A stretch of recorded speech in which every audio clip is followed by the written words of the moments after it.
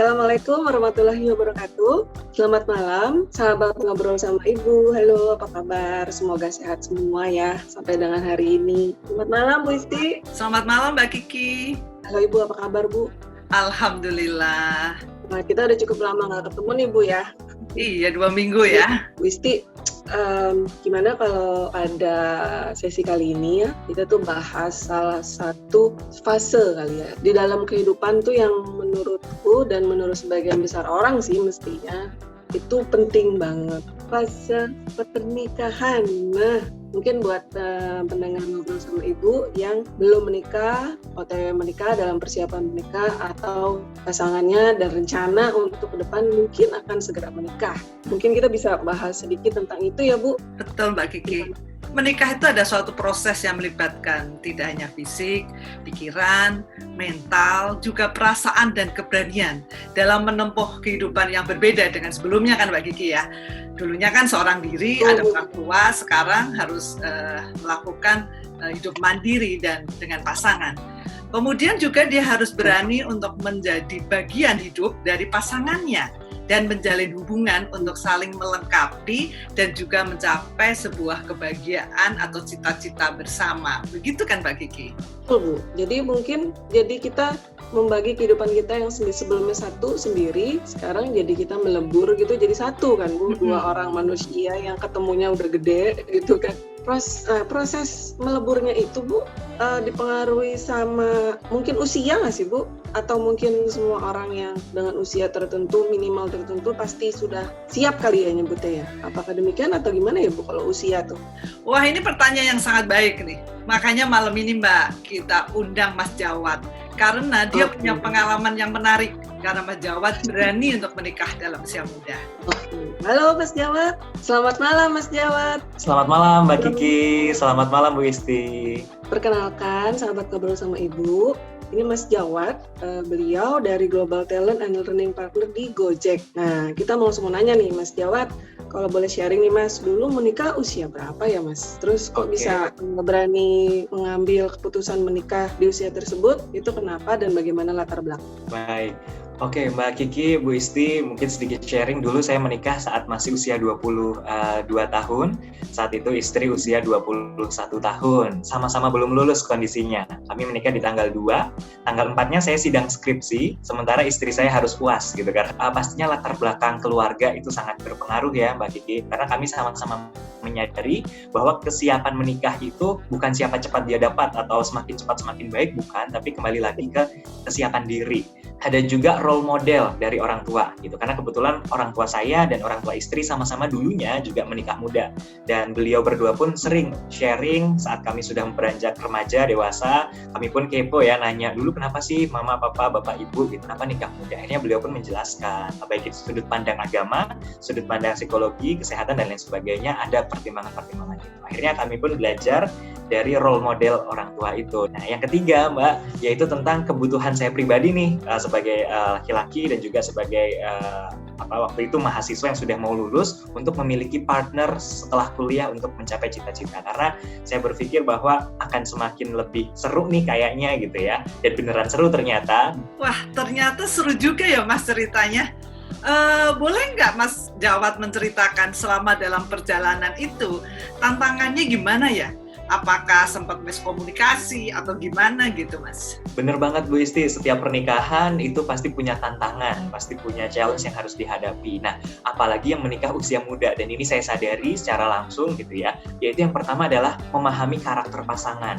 Wah, ini apalagi kebetulan kami berdua belum saling kenal sebelumnya, jadi melalui hubungan keluarga, kemudian kami, para orang tua kami kemudian memperkenalkan satu sama lain, dan saya pun kenal sosoknya di kampus, dan kemudian cocok, dan kami langsung menikah. Jadi tidak ada fase untuk perkenalan atau mungkin orang sebutnya dengan pacaran sebelum menikah, sehingga akhirnya memahami karakter pasangan itu challenge terbesar yang pertama gitu.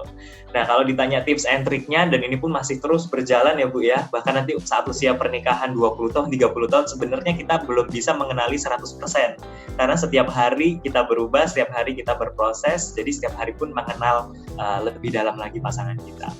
Jadi kalau ditanya tipsnya, yang pertama, saya selalu menanamkan dalam diri saya, memiliki perasaan bahwa saya itu orang paling beruntung di dunia, dalam tanda kutip Bu ya. Konteksnya terkait istri saya kok mau ya sama saya gitu. Jadi punya mindset itu yang membuat akhirnya saya bersyukur terus gitu. Alhamdulillah istri saya mau ya sama saya gitu Bu. Kenapa? Karena pernah suatu ketika saya pun diajukan pertanyaan dari salah satu momen begitu. Kira-kira kalau kamu gitu ya, saya ditanya begitu, kamu menemukan sosok perempuan gitu ya, tapi sifatnya mirip banget sama kamu mau nggak? Akhirnya saya mikir Bu, wah kalau saya ketemu sosok perempuan tapi punya sifat buruk kayak saya, kan saya tahu Bu ya sifat buruk saya apa kejelekan saya jadi kayak mikir, jangan deh gitu, saya nggak mau orang yang mirip sama kayak saya. Nah akhirnya saya pun disadarkan, nah kalau kamu sendiri nggak mau punya orang atau punya pasangan yang punya sifat buruk mirip seperti kamu, maka bagaimana dengan pasanganmu yang mau menerima kamu gitu. Harusnya kamu bersyukur karena dia mau menerima kamu. So, berangkat dari memiliki perasaan bahwa saya orang paling beruntung karena diterima oleh istri saya, itu yang akhirnya selanjutnya yang kedua adalah saya pun bisa memaintain ekspektasi sama pasangan saya, Bu. Artinya saya tidak akan menuntut lebih nih, apalagi di proses mengenali karakter ya. Saya nggak akan menuntut, kamu kalau nikah sama saya harus disiplin, harus begini, harus begitu. Enggak, kita sama-sama low expectation dulu nih, karena untuk bisa saling mengenali.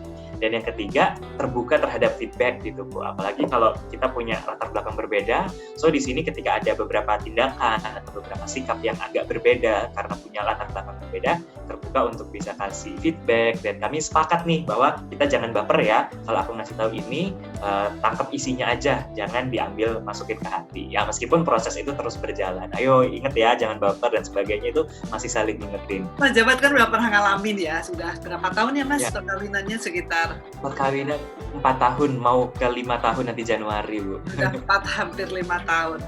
Kira-kira Mas ada saran nggak ya bagi teman-teman semua yang sekarang mendengarkan, yang kira-kira punya rencana mau menikah muda seperti Mas Jawad, supaya rumah tangganya bisa seharmonis Mas Jawad? Amin. Saya juga dalam proses belajar untuk bisa menjaga keharmonisan nih. Kayaknya yang senior-seniornya kayak Mbak Kiki, Ibu ini justru juga bisa jadi role model juga bagi saya ya. Jadi kalau ditanya tipsnya betul. Tadi yang pertama memahami karakter dengan baik. Kemudian yang kedua komunikasi efektif Bu.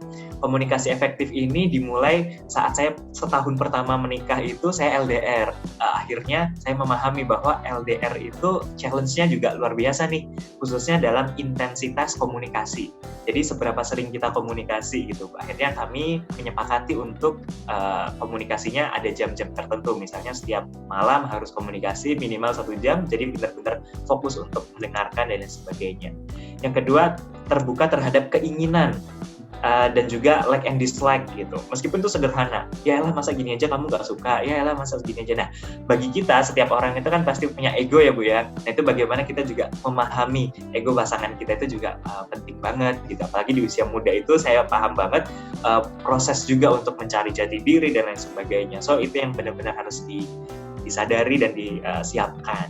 Dan yang ketiga, ini yang saya coba lakukan terus, apalagi saat sudah ada anak dan sebagainya, akhirnya challenge-nya semakin besar lagi, yaitu setiap malam kami berdua saling mengakui kesalahan. Gitu. Hari ini saya salah di sini, terus kita saling minta maaf gitu ya, dengan bahasa masing-masing ya Bu ya. Dan akhirnya kami sebelum tidur pun harus bisa saling memaafkan, dan besok memulai dari hal baru. Ya meskipun pasti ada lagi kesalahan baru dan lain sebagainya. Jadi saling terbuka, saling fair gitu ya, dan endingnya pasti harus saling memaafkan sih. Karena sama-sama belajar. Oh menarik banget ya. Saya yang udah nikah berapa tahun ya, sudah cukup lama pun, oh ya jadi terinspirasi nih sama saran-saran tips and trick dari Mas Jawad. Itulah gunanya sharing ya, ternyata jadi membuka pikiran. Lebih lama bukan berarti lebih ahli ternyata. Ya, kalau menurut Bu Isti sendiri gimana Bu? Kalau kita bisa ambil dari intisarinya Mas Jawad ya, sebenarnya keharmonisan dan kelanggengan sebuah rumah tangga itu sangat tidak ditentukan oleh usia kapan seseorang itu menikah. Tetapi tergantung pada usia kematangan, seperti tadi Mas Jawad katakan, bisa menerima kesalahan, kemudian bisa saling berkomunikasi, saling terbuka. Kemudian selain itu juga saling melengkapi dan saling mengisi. Jadi kita bisa setelah menerima ya kita saling melengkapi dan mengisi. Kita fokus pada kelebihan pasangan kita. Kita tidak mencari-cari kelemahan dari pasangan kita. Dan tentu saja kita mengoptimalkan apa yang sudah kita punya bersama ini untuk kita lebih optimalkan lagi. Coba bayangin kalau setiap hari kita dengar, kamu harusnya gini, kamu salah. Sekali dua kali sih oke ya Mbak ya. Tapi kalau tiap hari mendengar gitu ya rasanya jengah juga gitu, rasanya menjadi tidak nyaman. Jadi seperti kata Mas Jawa tadi, yang penting adalah bagaimana kita mencari waktu terhadap pasangan kita untuk saling terbuka, komunikasi, kemudian saling memaafkan. Jadi yang dibicarakan adalah bagaimana ya supaya kita bisa lebih nyaman lagi. Ini bisa dilakukan pada waktu pillow talk atau sebelum tidur kita ngobrol, atau waktu-waktu yang lain yang dirasa cukup. Kalau Mas Jawa tadi pada waktu LDR kan memanfaatkan waktu 1 jam misalnya. Sehingga dengan demikian kita bisa melihat sebuah sisi tadi yang Mbak Kiki bilang bisa menjadi melarutkan seperti gula dengan air, jadi tidak seperti air dan minyak. Oke, menarik Ibu. Makasih loh Ibu. Jadi Mas jawab juga. Untuk teman-teman ngobrol sama Ibu, kalau ada pertanyaan boleh langsung ketik di komen di bawah ya. Dan jangan lupa untuk subscribe, share pada teman-teman lain. Sampai jumpa. Wassalamualaikum warahmatullahi wabarakatuh.